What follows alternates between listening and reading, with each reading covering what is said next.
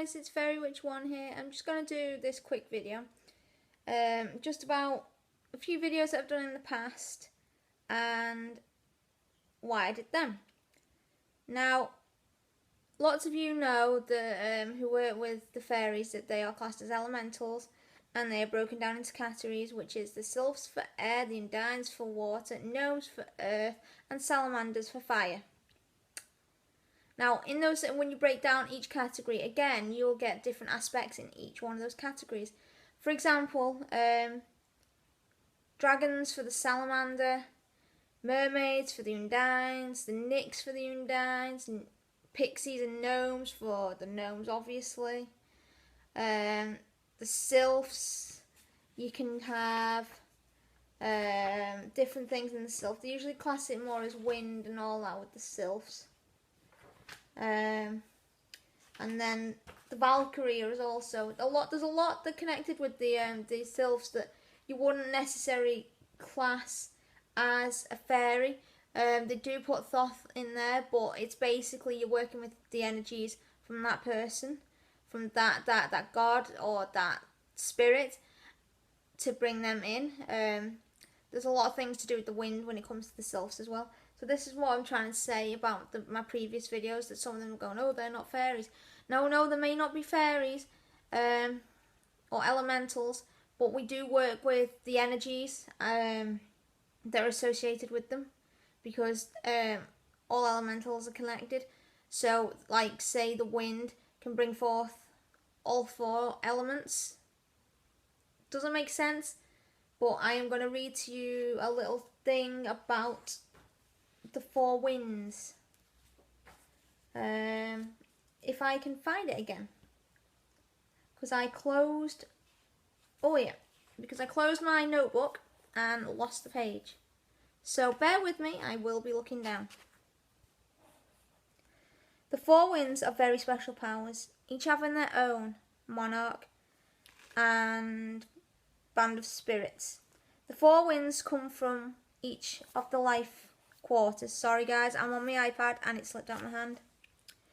And are associated with a specific element.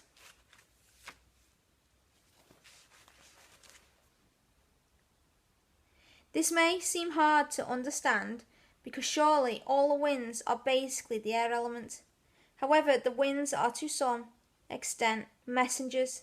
They bring signs from another world, like the association of air with communication and travel. The winds can also be seen to open a portal to a specific quarter of the other world. In Western occultism, the names of the winds are used as part of a magical invocation when the magic circle is cast, made of mind and stuff, and intended to protect the practitioner and contain the power. The four elements are summoned at the four quarters and are asked to act as guardians. These four quarters are called the watchtowers, and each of them is attached by a mighty wind. Often, as this wind is called upon, it can be felt to blow into the circle with all the attending spirits. And with the feel of the element in the question being invoked, magic practitioners have been aware of these powers probably since the dawn of time. The four winds will still be known today by their ancient Greek names. Eurus is the east wind, bringing with it the power of element of air. Notus is the south wind, or the element of fire. Zephyrus is the west wind, or the element of water. And Boreas is the north wind, or the element of earth.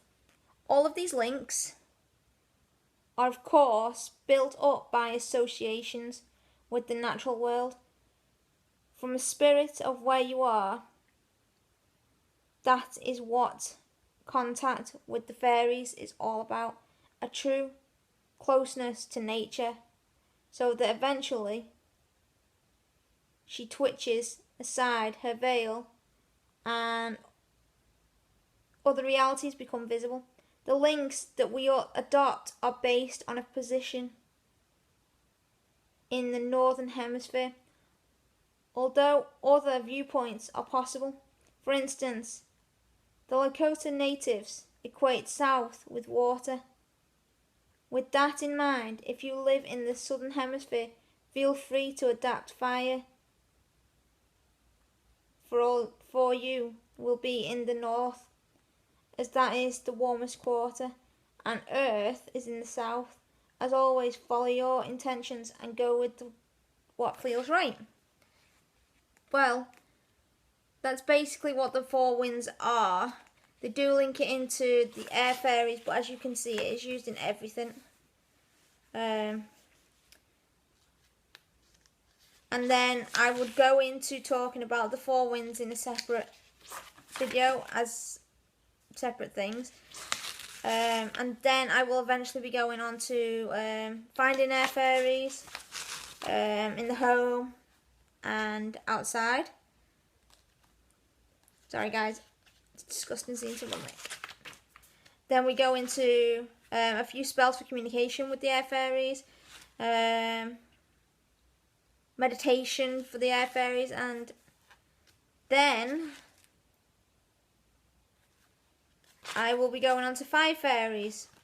So like I say, basically there are other things interlinked into the fairies, and it's the air fairies which has the ones that people think are the most strange to find linked in. So bear with me, we will get through the air fairies, and I will be doing more videos. If you've got any requests on what you want to ask, any questions about fairies, I'm happy to answer them because I have been working with them for a while. I am getting some more books and study material to do more research. So I hope you've enjoyed this video, and I'm officially back again. So bless it be, everybody.